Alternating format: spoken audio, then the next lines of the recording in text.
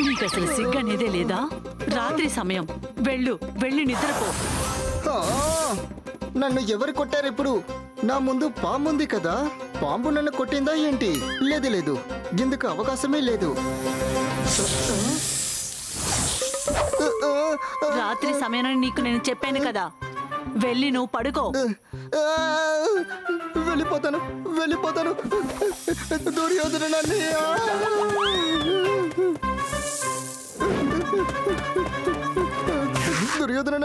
దుర్యోధనన్నయ్య, బయట ఒక పాంబిని చూశాను.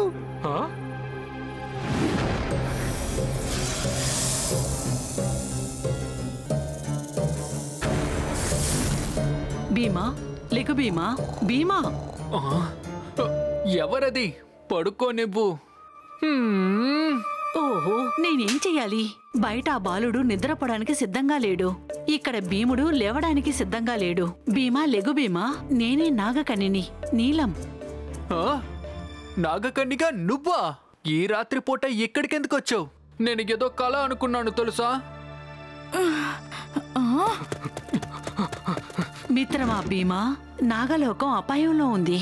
సుంచు మహారాజు మా నాన్న నాగరాజుకి యుద్ధం కోసం సవాల్ చేశాడు. మా నాన్న యుద్ధం కోసం బెదిరిపోవటం లేదు, కానీ మా నాన్నగారికి ఆరోగ్య సమస్య ఉంది. దీన్ని సాధకంగా తీసుకొని సుంచు మహారాజు నాగరాజ్యాన్ని తన వశం చేసుకుందాం అనుకుంటున్నాడు. దయచేసి మాకు నువ్వు సహాయం చేయి భీమా. నువ్వు దాని గురించి ఏ భంగపడకు, నేను ఖచ్చితంగా నీకు సహాయం చేస్తాను. కానీ నేను సోదరుల దగ్గర అడగాలి, వాళ్ళు సిద్ధంగా ఉన్నారా అని. మేము సిద్ధంగా ఉన్నాం.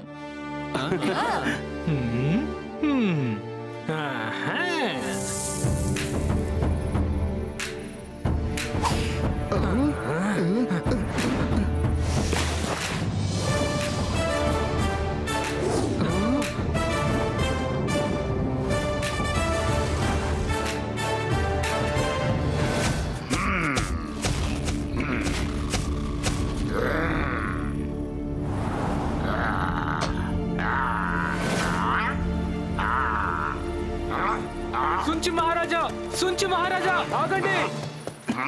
సుంచి మహారాజా, ఎవరు నువ్వు? నేను హస్తినాపురానికి యువరాజుని, దురదృష్టనుడి పుత్రుడు దుర్యోధనుడిని. నేను మిమ్మల్ని హెచ్చరించడానికి ఇక్కడికి వచ్చాను. మీరు నాగలోకానికి చాలా జాగ్రత్తగా వెళ్ళాలి, ఎందుకంటే నాగకన్య పాండవులని తన సహాయం కోసం తనతో పాటు తీసుకువెళ్ళింది. పాండవులా అంటే మీ సోదరులా? ఆ బాలకులు నన్నేం చేయగలరు? మేము శక్తివంతులం, మహాబలిలం, మహానులం. మహారాజ్, మమ్మల్ని ఎప్పుడో ఇక్కడ నుంచి వెళ్తున్నాడు. సుంచి మహారాజా, మీరు శక్తివంతులే కాదనట్లేదు, కానీ పాండవుల్ని ఎదిరించడానికి మీ దగ్గర బలం మాత్రం ఉంటే సరిపోదండి. మీరు ఆజ్ఞిస్తే మేము కూడా మీతో పాటు వస్తాం, అలాగే మీ బలంతో పాటు మా బలాన్ని కూడా కలుపుకుంటాం. ఆజ్ఞ, రండి నాతో.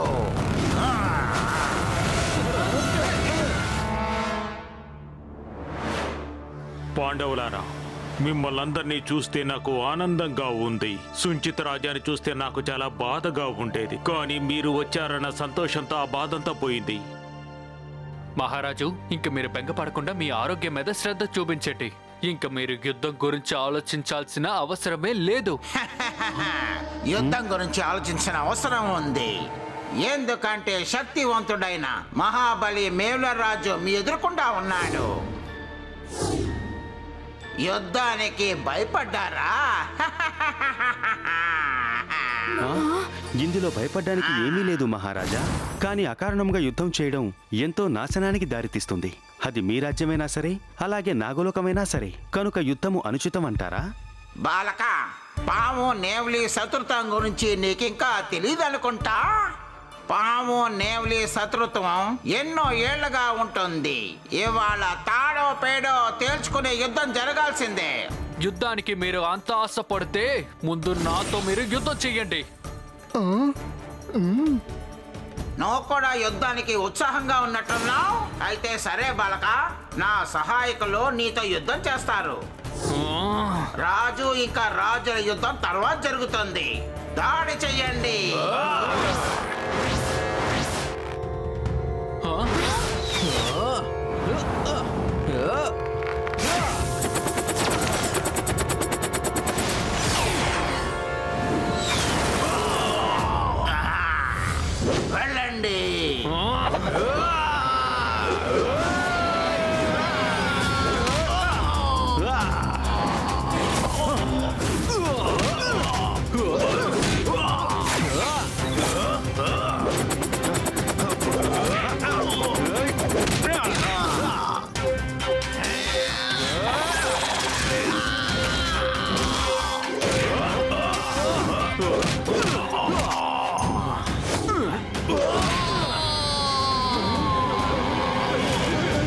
సిపాయి, నువ్వు వెళ్ళి భీముడికి లడ్డూలు తీసుకెళ్ళివ్వు.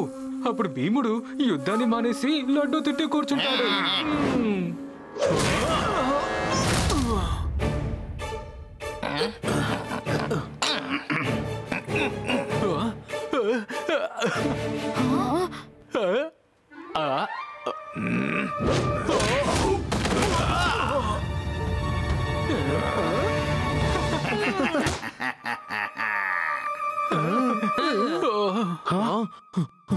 భీమన్నయ్య, ఇలా మీరు దెబ్బలు తింటూ ఉంటే ఆ తర్వాత మీరు ఎలా గెలుస్తారు?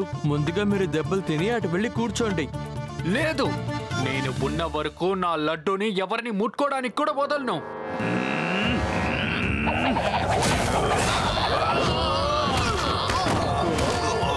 చాలా బలవంతుడు అనుకుంటున్నావా నువ్వు? ఇప్పుడు రండి, నాతో యుద్ధం చేయండి, చూద్దాం ఏం చేస్తారు. వస్తున్నా, నాకు భయం లేదు.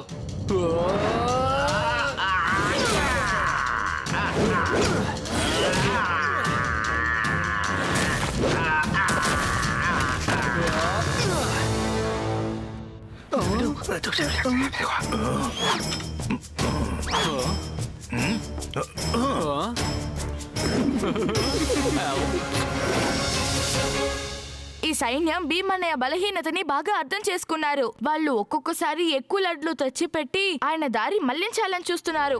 భీమన్నయ్య, మీరు లడ్డు గురించి ఏం దిగులు పడకండి, సరేనా? వాటిని ఎవ్వరు ముట్టుకోవడానికి కూడా నేను అనుమతించను. మీరు యుద్ధాన్ని మాత్రం గమనించండి చాలు.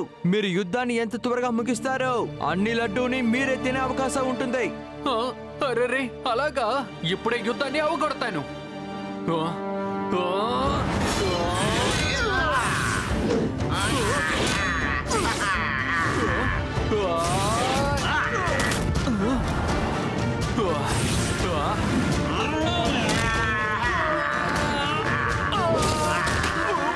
భీమా, నేను చెప్పేది విను.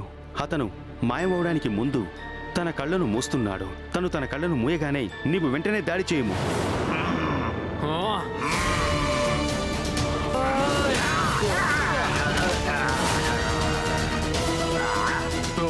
ఇక ఆపండి. నేను నా ఓటమిని నేను ఒప్పుకుంటున్నాను. వెళ్ళి లడ్డూని తినండి. సరే, ఇప్పుడు నేను వెళ్ళి లడ్డూ తింటాను. అన్నయ్య, సొంచ మహారాజు చింత అయిపోయారు. మన బలం కూడా భీమ్ని ఏం చేయలేకపోయింది. పారిపోవడమే ఇప్పుడు మంచిది. సైనికులారా, సుంచి రాజాను వెంటనే బంధించండి, అతన్ని చెరసాలలో వేయండి. దయచేసి ఆగండి మహారాజా, మీరు కూడా అదే తప్పిదము చేస్తున్నారు. ఈ మహారాజు గారు చేసినట్లే వీళ్లను బందీలుగా చేస్తే వీరి రాజ్యంలో మీ పట్ల విముఖత మరింతగా పెరుగుతుంది. ఇప్పుడు వీళ్ళు మీ బందీలవుతారు. తర్వాత వీళ్ళెప్పుడైనా అవకాశం చూసుకొని వీరి సైనికులు మిమ్మల్ని బంధిస్తారు.